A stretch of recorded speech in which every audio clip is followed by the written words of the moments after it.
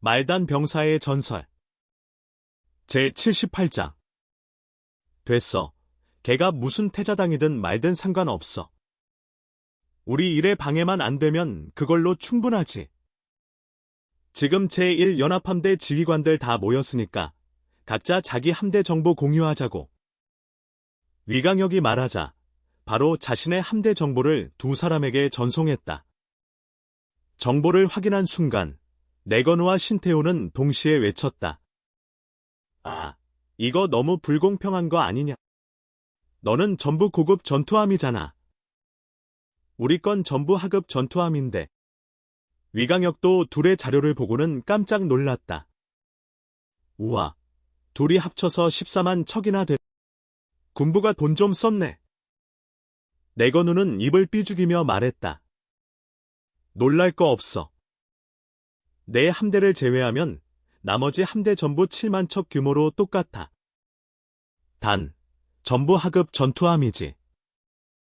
야, 우리 사이의 말인데 나 1만 척 줄 테니까 4천 척이랑 바꾸자. 안 되면 2만 척이랑 바꿔도 돼. 그의 투덜거림에서 고급 전투함과 하급 전투함의 성능 차이가 얼마나 큰지 알 수 있었다.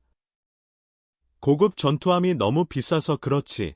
누구라도 만들 수 있다면 다들 고급으로 도배하고 싶었을 테니까. 좋지. 2급 구축함 1000척이랑 내 비급 초계함 2만 척 바꾸자. 위강혁이 씩 웃으며 말했다. 너 진짜 너무한 거 아니냐? 2급이랑 B급이 2등급밖에 차이 안 나는데.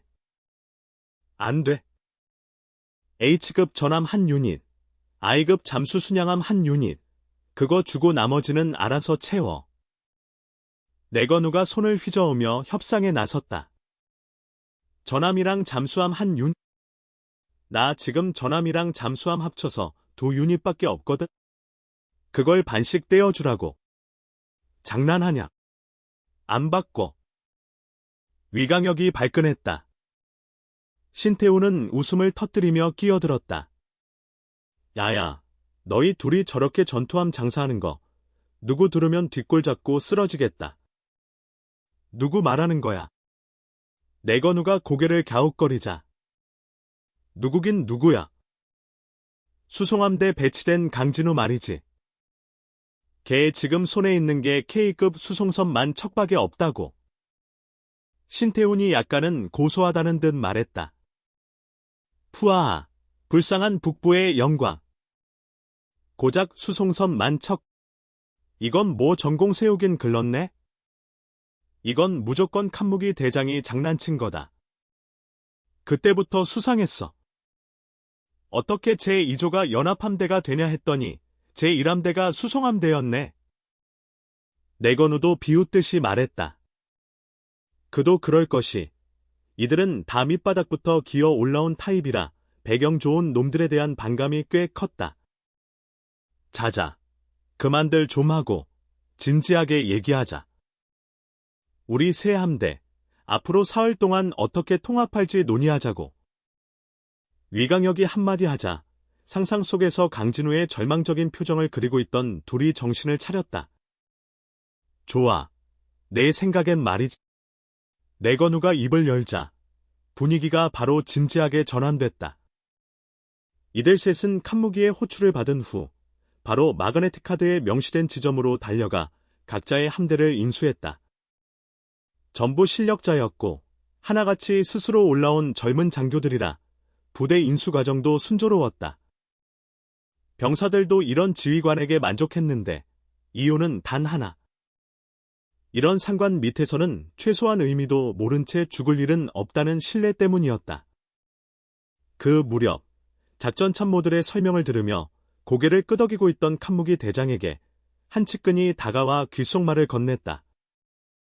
강진우가 승선했습니다. 실행할까요? 칸무기는 고개를 저으며 낮게 말했다. 아니, 굳이 그럴 필요 없다. 그냥 그 녀석을 저 기지까지 무사히 보내기만 해. 측근은 살짝 의아했지만 묻지 않고 곧바로 명령을 수행하러 갔다. 사실 칸무기는 강진우를 매우 꺼려하고 있었다. 이놈이 나중에 또 무슨 사고를 치면 자신이 원수로 승진한 이후 발목 잡힐까 두려웠던 것이다. 그래서 강진우가 부대를 이탈했다는 소식을 듣자마자 전국 모든 군민공항에 정보원을 심어놓고 비행기만 타면 폭파해버릴 준비까지 해놨다. 하지만 어느 날 강진우는 유망주다라고 적힌 익명의 메시지를 받고 나서 생각이 바뀌었다. 그 메시지를 보낸 자가 총사령부와 직통으로 연결된 인물임이 분명했기 때문이다. 그래서 그는 결심했다. 그래, 저놈은 우리가 잘 키워서 적당히 출세시키자. 이참에 은근히 인연도 쌓아두려 했다. 어차피 강진우도 자기의 약점을 하나 쥐고 있었으니까. 지금은 일단 저 외진 기지에 처박아두고 나중에 자기가 원수가 된 후 천천히 불러다 쓰면 그만이다. 뭐, 심심하면 그 기지도 좀 수리해줄까?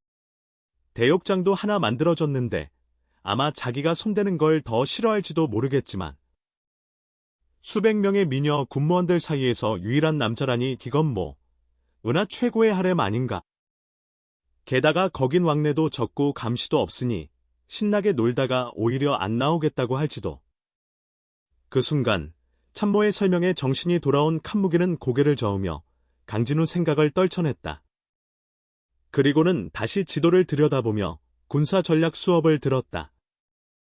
군을 모르면 원수도 아니다 란 소리 듣기 싫었거든. 한편 자신이 얼마나 큰 위기를 피해갔는지도 모른 채 강진우는 멍하니 우주선 좌석에 앉아 있었다. 그는 그 상태로 집에서 우주항까지 왔고 군인 신분증을 보여주자 특별 통로를 통해 군용 수송선에 타게 되었지만 여전히 정신은 멍했다. 계속해서 머릿속에 맴도는 건 부모님의 표정이었다. 회사에서 돌아와 집에 도착했을 때 부모님은 웃으며 일상적인 대화를 나눴지만 강진우 같은 둔감한 녀석조차 눈치챌 정도로 그 눈엔 불안이 서려 있었다. 다음 날 물어보려고 마음먹었지만 아침 일찍 부모님은 단호한 말투로 군대로 돌아가라고 했다.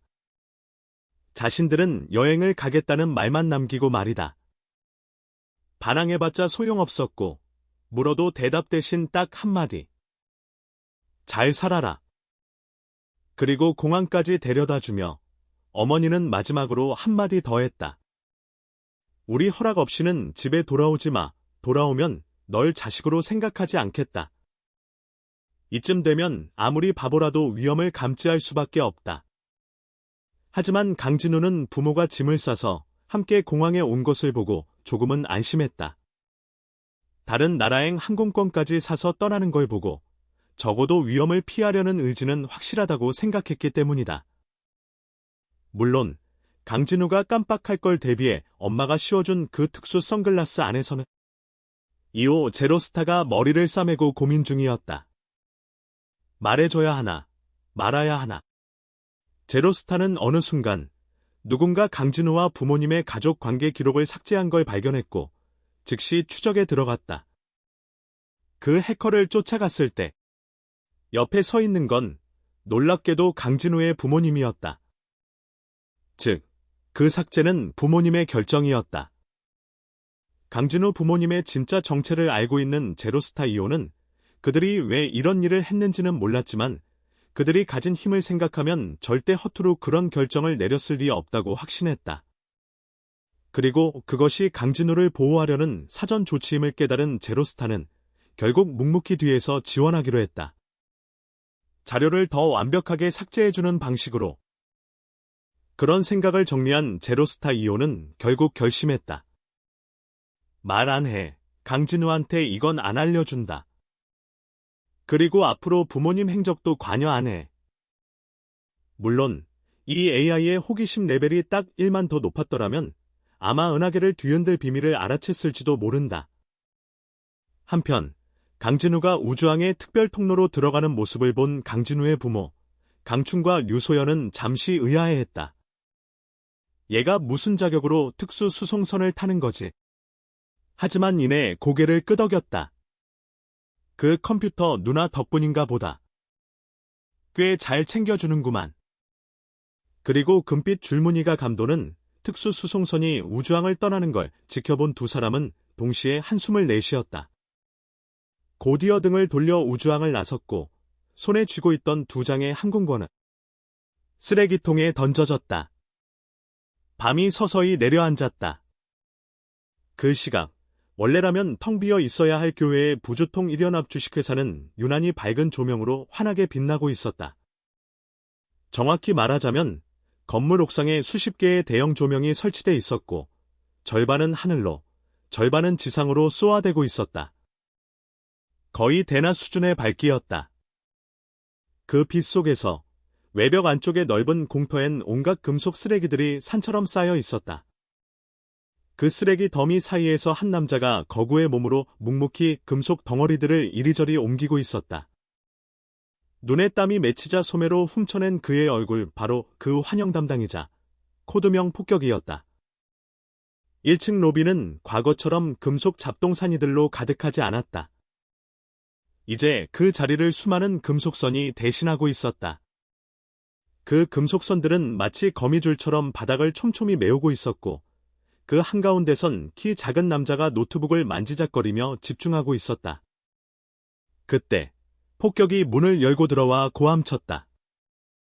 지레훈. 나 쪽은 셋업 끝났다. 너는 어때?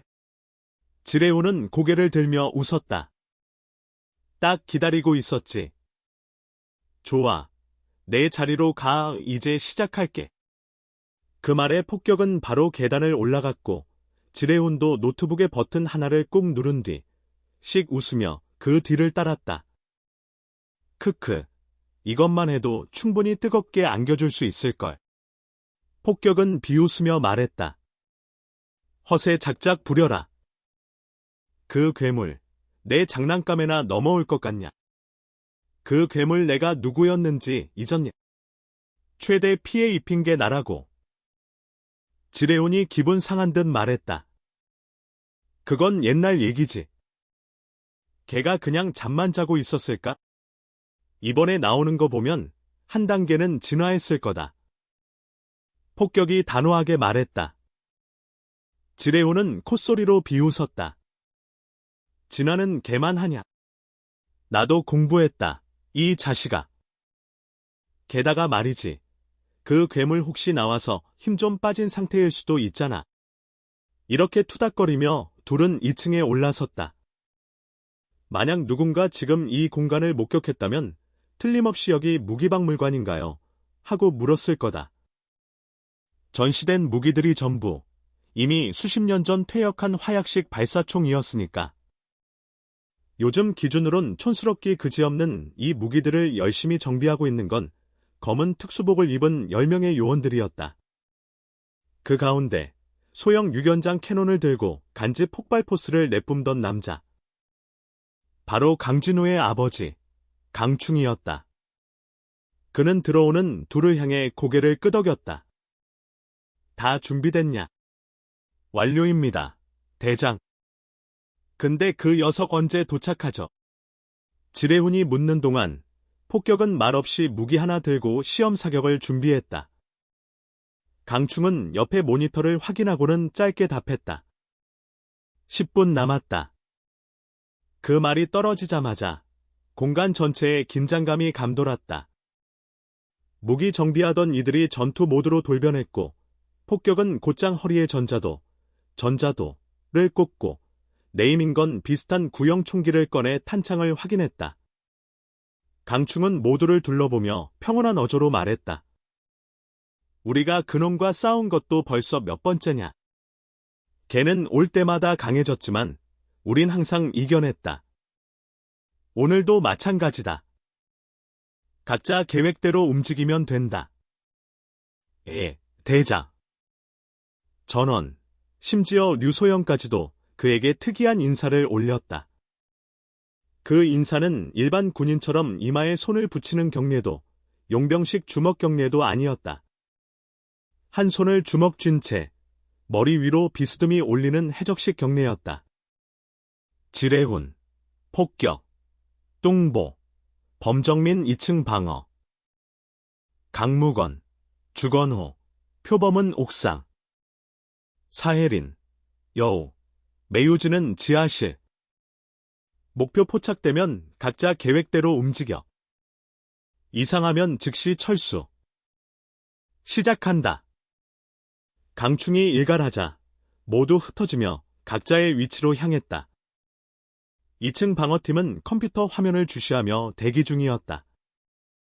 어느 순간 새까맣던 화면에서 갑자기 쨍그랑쨍그랑 찢어지는 듯한 소음이 들리기 시작했다. 왔다. 옥상에선 이미 전원이 야간 조준경을 장착하고 하늘을 주시 중이었다. 그리고 그 순간 밤하늘에 하얀 점 하나가 나타났다. 야간 투시경을 통해 확인된 형상은 하얀 타원체.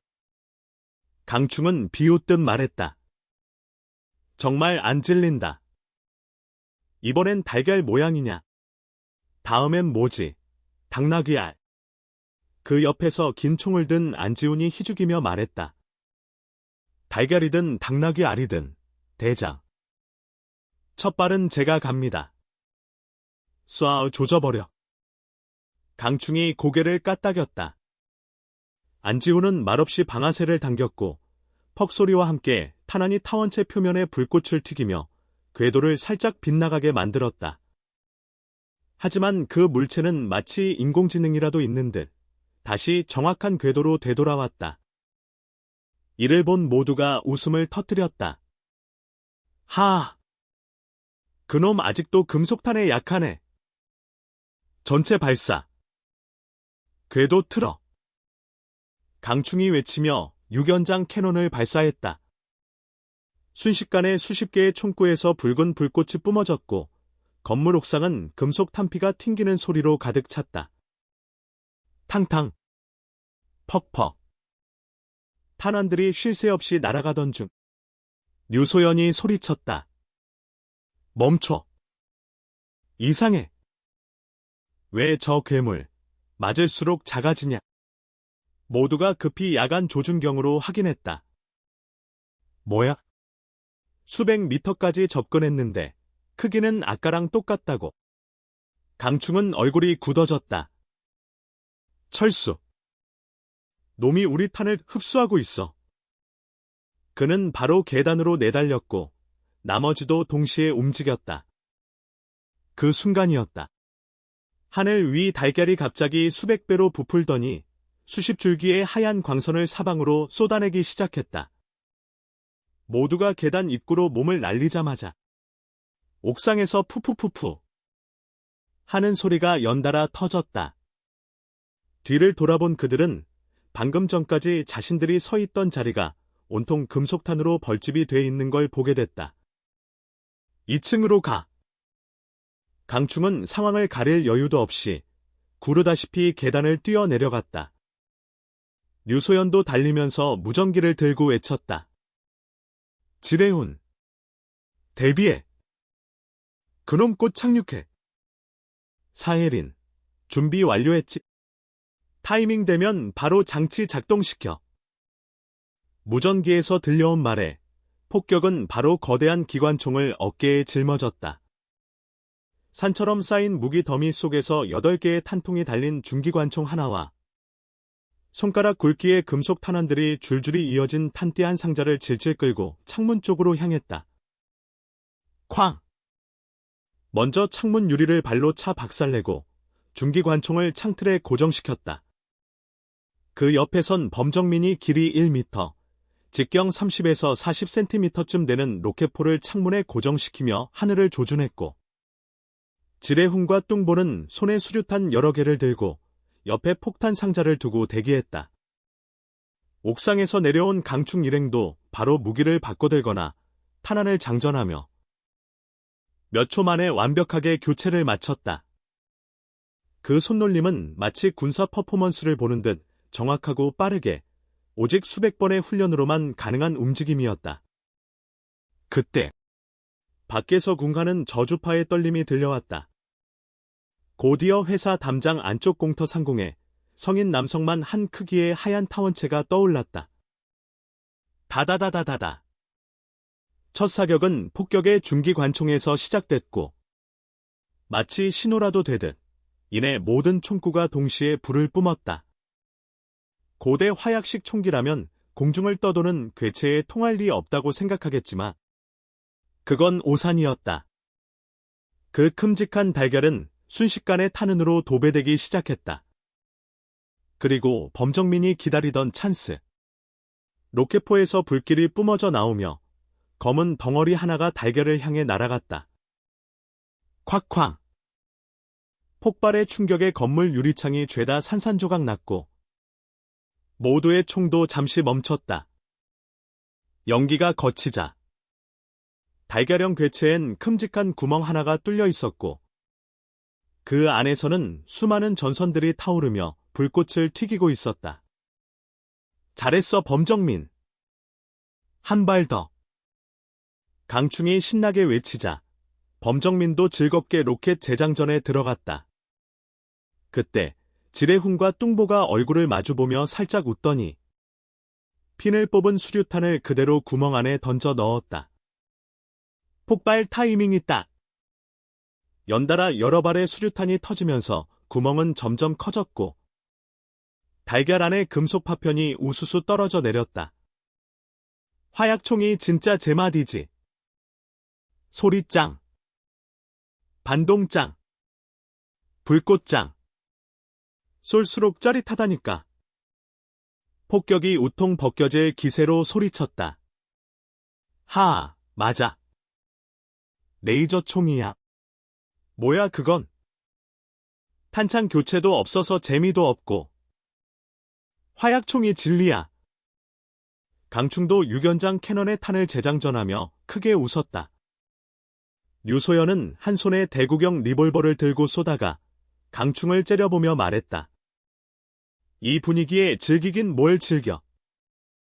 곧 변이 시작할 텐데 그때도 그렇게 웃을 수 있을까?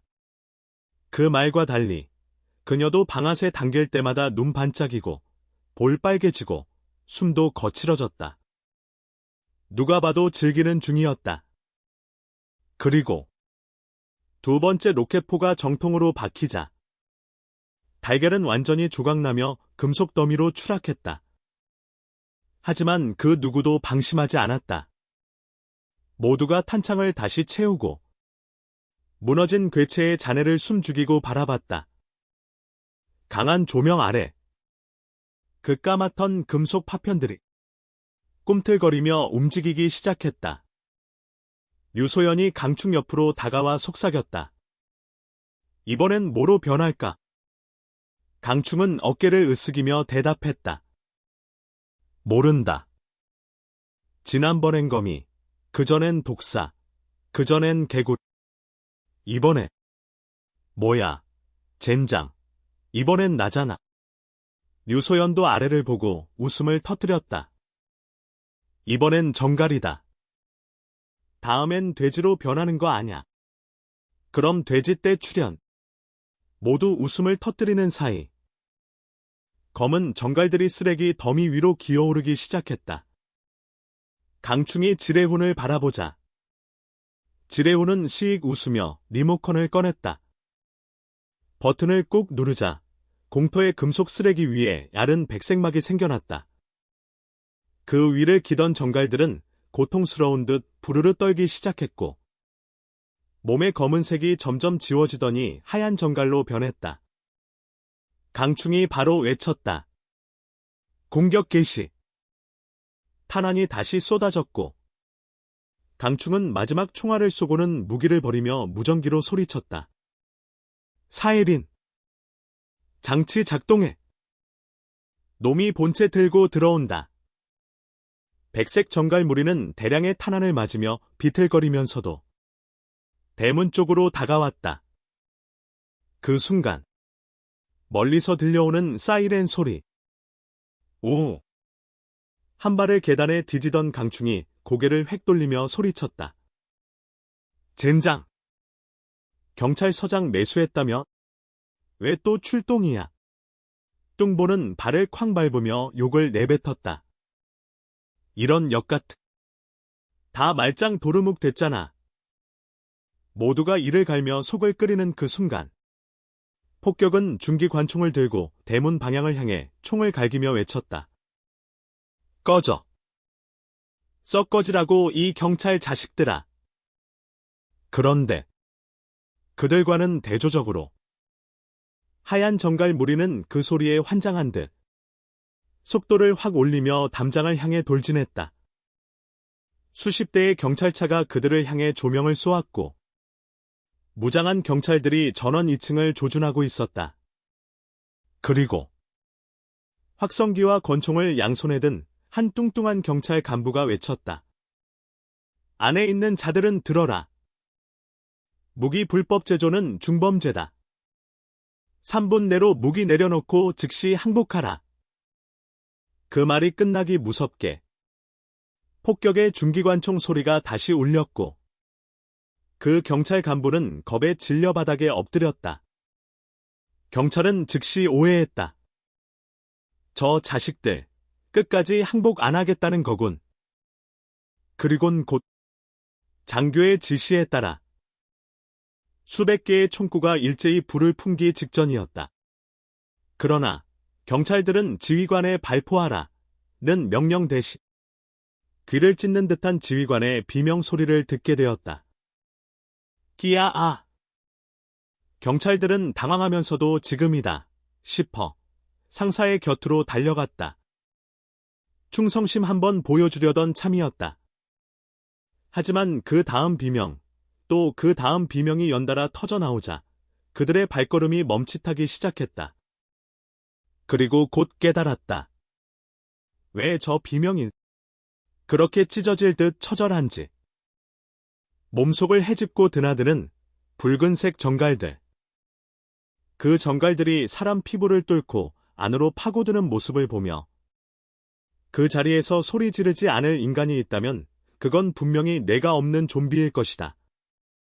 경찰들은 절대 좀비가 아니었다. 그래서 그들도 따라 비명을 질렀다. 하나같이 처절하고 공포에 찬 비명. 몇몇은 도망쳤고 몇몇은 경찰차에 몸을 숨겼다. 하지만 헛수고였다. 그 정갈들은 레이저처럼 빠르게 움직였고 얇은 종이처럼 자동차 강판을 뚫고 들어왔다. 결과는 전원 침투 완료. 모두 그 붉은 정갈들에게 몸을 빼앗기고 말았다. 이 지옥 같은 광경은 조명 아래 적나라하게 드러났고 건물 안에서 이 장면을 내려다보던 강충 일행은 충격보다 체념이 더 컸다. 마치 이 결말을 예상이라도 한 듯한 표정이었다. 강충은 피에 젖은 정갈 무리들이 대문 앞에 모이기 시작하자 무겁게 한숨을 내쉬며 말했다. 전원 퇴각 준비. 놈이 3단 변이를 완료했어. 그는 무전기를 들고 다시 외쳤다. 사해린, 장치 작동 즉시 탈출. 예정 보고대로 이동하라. 그러자 들려오는 사해린의 늘 밝고 당찬 목소리. 네, 알겠습니다, 대장. 그 순간. 대장. 저거 봐요. 네 번째 변이 진입했어요. 류소연이 창밖을 가리키며 비명을 질렀다. 강충은 눈이 휘둥그레져 창가로 달려갔다. 거기엔 정갈들이 전부 녹아내리기 시작하고 있었다. 붉은 액체로 변한 정갈들. 그리고 그 액체들이 스르륵 하나로 뭉쳐지며 기이하게 꿈틀거렸다. 젠장! 6번째 변이까지 간다고. 지금 당장 철수한다. 강충은 고함을 치며 계단으로 뛰어갔다. 모두들 망설임 없이 무기를 버리고 강충의 뒤를 쫓았다. 그 붉은 액체 덩어리는 어느새 땅 위에서 솟아오르기 시작했다. 2미터 높이까지 뻗은 액체. 그 어깨 부위쯤 되는 곳에서 좌우로 액체가 갈라져 팔 모양으로 퍼지고 하단도 마찬가지로 다리처럼 갈라졌다. 그리고 그 붉은 빛은 서서히 사라지며 사람 피부색으로 바뀌었다. 마지막엔 머리 모양까지 형성되며 마침내 완전 성별도 없고 머리카락도 없고 눈썹도 속눈썹도 없는 민머리의 인조인간 형태가 모습을 드러냈다. 그 존재는 검은 눈동자를 번쩍이며 주변을 둘러보았고 곧 미소를 머금고 천천히 회사를 향해 걸어가기 시작했다.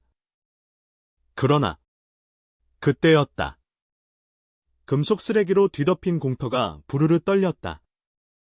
그리고 그 더미를 밀어내며 1입방미터 크기의 금속 상자가 땅을 뚫고 올라왔다.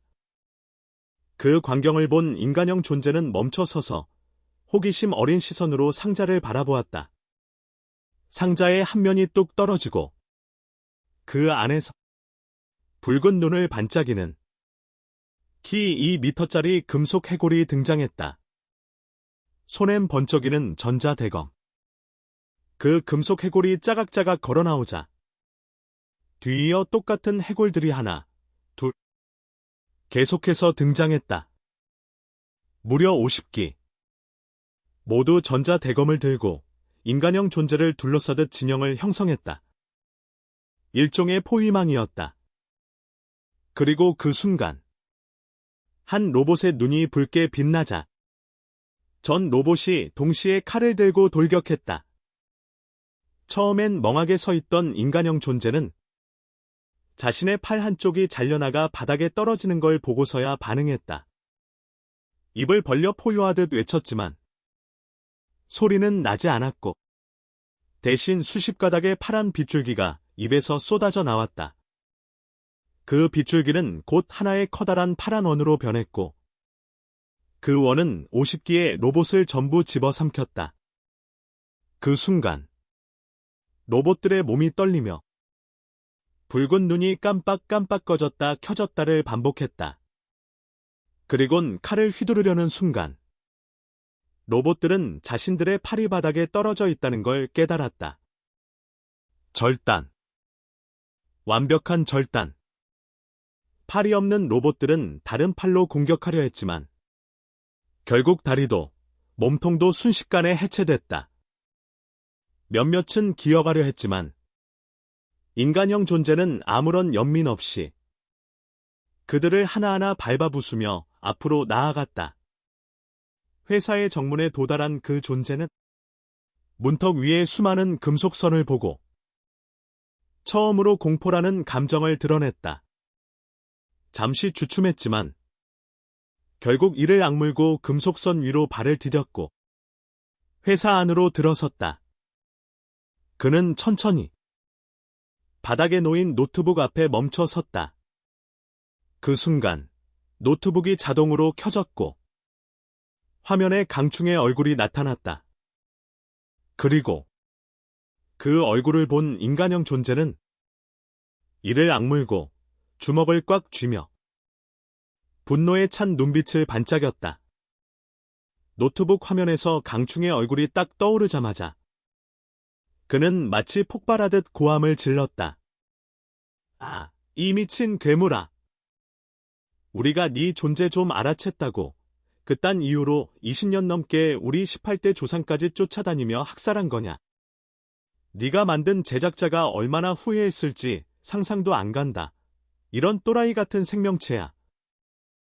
강충은 숨도 제대로 안 쉬고 계속 내질렀다. 몇 년마다 꼭 찾아와서 쫓아다니는 그 습성 좀 고쳐라. 심심하면 게임이라도 하지. 왜 우리만 들쑤... 아무리 우리가 떠들어도 네 정체 믿어줄 사람 하나 없잖아. 그럼 그냥 우리 조용히 살게 내버려 두는 게 낫지 않냐. 그는 울분을 토하며 덧붙였다. 넌 1000년이고 만년이고 살아도 상관없지만 우린 100년도 못 산단 말이야. 심지어 100년도 못 채우고 훅 가는 놈들도 널렸다고. 그럼 딱 100년만 기다려줘도 되는 거 아냐. 어차피 네 입장에선 눈 깜짝할 시간일 텐데. 안 그래? 잠시 숨고른 강충은 다시 한마디 던졌다. 물론 이런 말 내놈 귀엔 시도 안 먹히겠지. 그래도 기억은 해둬. 내 입으로 말했잖아. 우릴 죽이기 전까진 일부러 정체 드러내지 않겠다. 그 약속 어기면 안 된다. 그걸 빌미로 또 무차별 학살하면 나 진짜 너 별표 박살낸다. 강충의 얼굴은 마지막 경고처럼 노려봤고. 자, 오늘도 루틴 돌입이다. 네가 얼마나 즐기는지 모르겠지만 이번엔 좀 뜨거울 거다. 기억해라. 내 약점만 잡히면 널 고철 더미로 만들어줄 거니까. 말을 끝내자 그의 얼굴은 화면에서 사라졌다. 노트북 앞에 서 있던 인간형 존재는 그 순간 마치 이미 예견한 듯 자세를 낮추고 힘을 끌어모으기 시작했다. 그리고 밖의 조명이 동시에 꺼졌고 바닥의 전선들이 불꽃을 튀기며 폭주하기 시작했다. 그 전선들 중심에 있던 인간형 존재는 전기 충격에 온몸을 경련하며 떨었고 비명이 아닌 짐승의 울부짖음 같은 괴성을 질렀다. 그 괴성은 인간의 성대에선 절대 나올 수 없는 소리였다. 그 소리는 반경 100km에 퍼졌고 수많은 시민들이 한밤중에 깜짝 놀라 잠에서 깼다. 무슨 소리지? 창문을 열고 바깥을 보던 사람들은 곧바로 하늘로 솟아오른 거대한 버섯구름을 목격했다. 그리고 몇 초 후, 귓가를 찢는 듯한 폭발음이 지면을 흔들었다. 사건 후, 소방서가 출동해 조사를 벌였지만 현장에는 그저 텅 빈 대형 분화구 하나뿐. 그 외엔 흙, 먼지, 불타버린 흔적만 가득했다. 조사 결과 그 지역은 오래된 무인구역. 귀찮은 일 만들고 싶지 않았던 소방서는 유성 낙하로 인한 자연 폭발이라 결론 내고 보고서를 올렸고 당국도 기꺼이 그 결론을 수용했다. 비록 그날 별 하나 없던 하늘에서 손톱만 한 유성조차 감지된 바 없었지만 어차피 복잡한 거 싫은 당국은 좋아, 유성 낙하. 인정. 끝 하고는 서류에 도장 찍었다. 그리고 이 모든 일이 묻혔다. 그날 밤 버섯구름 위로 하얀 달걀 모양의 광채 하나가 하늘을 가르며 빠르게 날아간 것도 누구도 언급하지 않았다. 심지어 그날부터 11가구의 가정집이 전부 커튼을 치고 문을 걸어 잠근 것도 아무도 궁금해하지 않았다. 어딘가 여행이라도 갔겠지? 사람들은 대충 그렇게 생각했다. 그리고 모든 건 그렇게 조용히 덮였다. 아무 일도 없었다는 듯이.